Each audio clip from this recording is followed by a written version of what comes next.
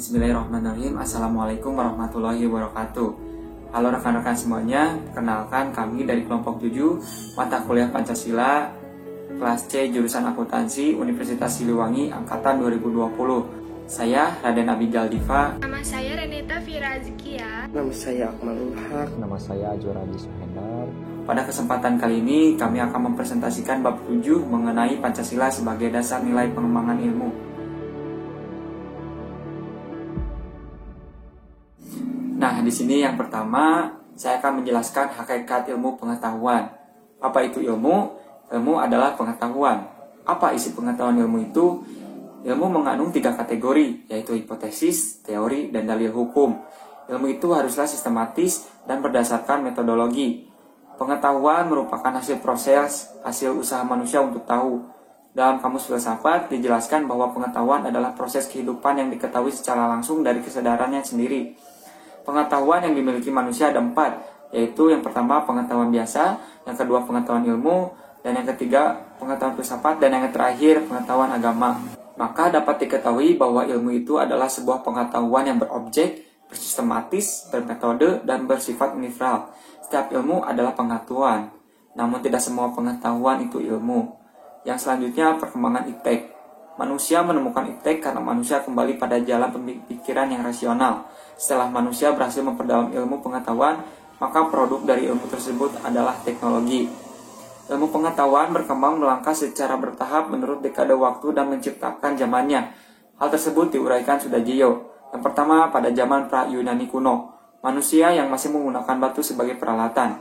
Yang kedua, zaman Yunani kuno, dianggap sebagai gudang dari ilmu dan filsafat karena tidak lagi mempercayai mitologi-mitologi. Yang ketiga, zaman abad pertengahan. Hampir semua adalah teolog, sehingga aktivitas ilmiah terkait dengan aktivitas keagamaan. Yang keempat, zaman Renaissance, ditandai sebagai era kebangkitan kembali pemikiran yang bebas dari dogma-dogma agama. Yang kelima, zaman modern, ditandai dengan berbagai penemuan dalam bidang ilmiah. Dan yang terakhir adalah zaman kontemporer, ditandai dengan penemuan berbagai teknologi canggih, teknologi komunikasi dan informasi termasuk salah satu yang mengalami kemajuan yang sangat pesat. Dari uraian di atas dapat disimpulkan bahwa perkembangan iptek yang saat ini terjadi berawal dari dunia barat dan mengakhiri masa kegelapan The Dark Age. Setelah ilmu pengetahuan yang terus berkembang, puncak dari pemikiran manusia yang disebut modern itu yakni lahirnya revolusi industri. Revolusi industrilah sebagai cikal bakal adanya teknologi. Iptek sebagai asas pembangunan dan sebagai salah satu bidang pembangunan yang sejajar dengan bidang pembangunan lainnya. Maka secara sadar kita mengakui dan memahami betapa pentingnya iptek bagi kehidupan bangsa dan negara kita, terutama dalam menjamin kesinambungan pembangunan nasional. Pancasila sebagai ideologi negara merupakan kristalisasi nilai-nilai budaya dan agama dari bangsa Indonesia. Dan juga Pancasila sebagai ideologi bangsa Indonesia mengakomodir seluruh aktivitas kehidupan bermasyarakat, berbangsa, dan bernegara. Adapun nilai-nilai Pancasila sebagai pengembangan ilmu pengetahuan dan teknologi yang terkandung dari setiap sila-sila Pancasila diuraikan sebagai berikut. Yang pertama, nilai ketuhanan sebagai dasar pengembangan ilmu. Seperti sila pertama yang berbunyi ketuhanan yang Maha Esa. Sila ini memberikan dasar bahwa iptek tidak hanya memikirkan apa yang ditemukan, apa yang dibuktikan, dan apa yang diciptakan, tetapi juga harus dipertimbangkan maksud dari akibatnya. Yang kedua yaitu nilai kemanusiaan sebagai dasar pengembangan ilmu, seperti sila kedua yang berbunyi kemanusiaan yang adil dan beradab. Sila ini memberikan dasar-dasar moralis bahwa manusia dalam pengembangan iptek haruslah dengan cara-cara yang beradab. Selanjutnya yaitu nilai persatuan sebagai dasar pengembangan ilmu, seperti sila ketiga yang berbunyi Persatuan Indonesia. Sila ini mendasari bahwa iptek hendaknya dapat menumbuhkan rasa nasionalisme. Selanjutnya yaitu nilai kerakyatan sebagai dasar pengembangan ilmu, seperti sila keempat yang berbunyi kerakyatan yang dipimpin oleh hikmat kebijaksanaan dalam permusyawaratan perwakilan. Sila ini mendasari bahwa pengembangan iptek itu haruslah bersifat demokratis. Yang terakhir yaitu nilai keadilan sebagai dasar pengembangan ilmu. Sila kelima yaitu keadilan sosial bagi seluruh rakyat Indonesia. Sila ini sebagai dasar dalam pengembangan iptek. Kelima, nilai dasar Pancasila ini merupakan pondasi yang kuat bagi bangsa Indonesia untuk mengembangkan IPTEK, bahkan menemukan IPTEK dengan syarat mutlak IPTEK tersebut tidak bertentangan dengan nilai-nilai Pancasila.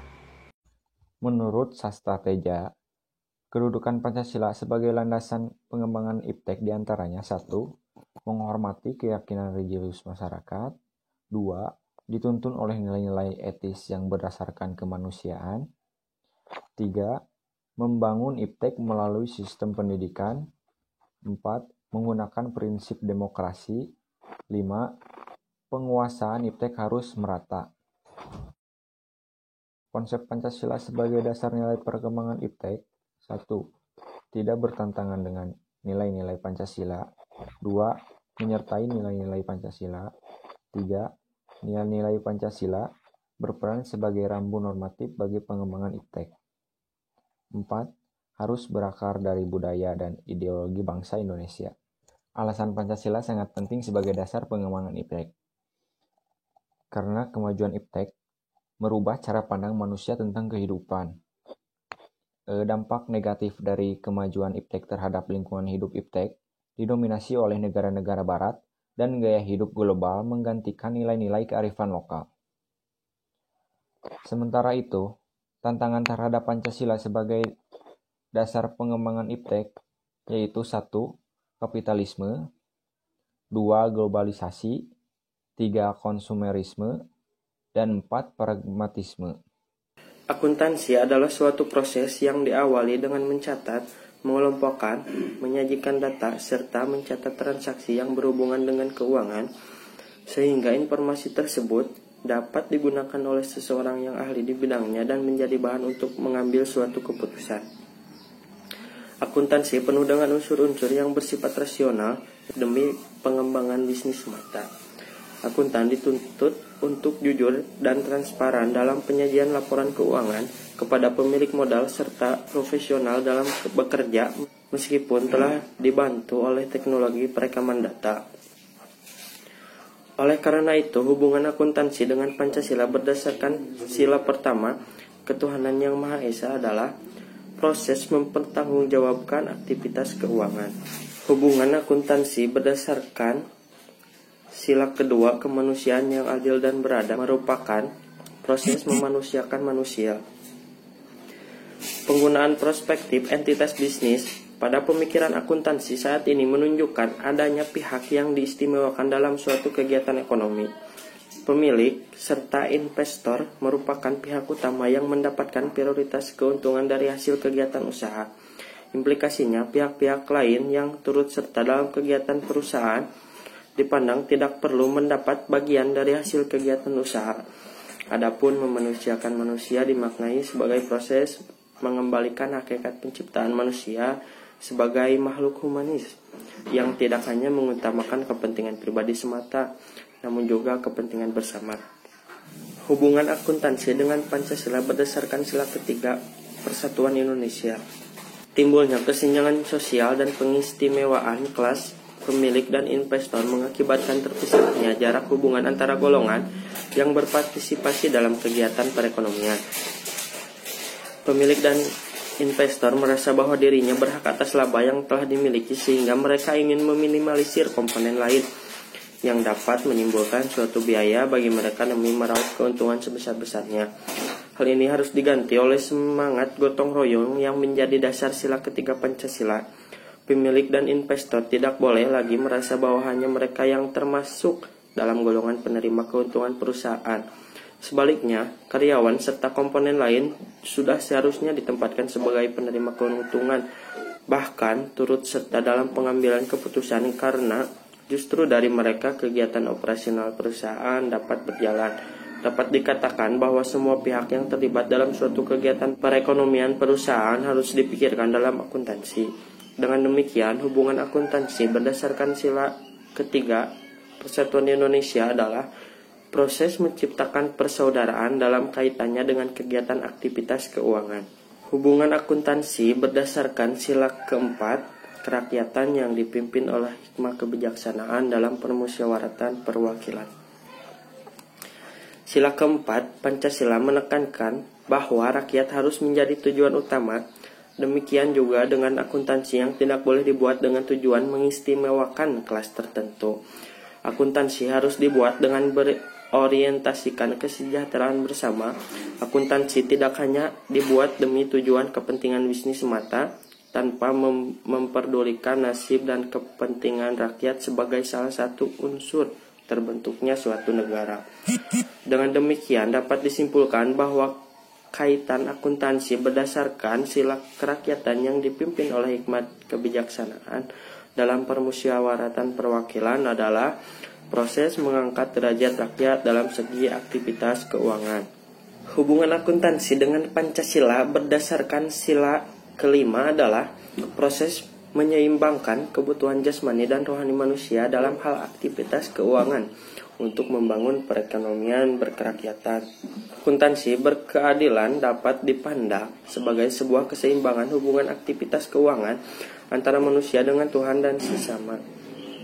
Demikian pula halnya dengan akuntansi yang juga harus mencakup nilai ketuhanan dan kemanusiaan melalui pertanggungjawaban manusia kepada Tuhan dalam aktivitas keuangan. Manusia diajarkan untuk selalu bersyukur atas berkat yang diberikan olehnya.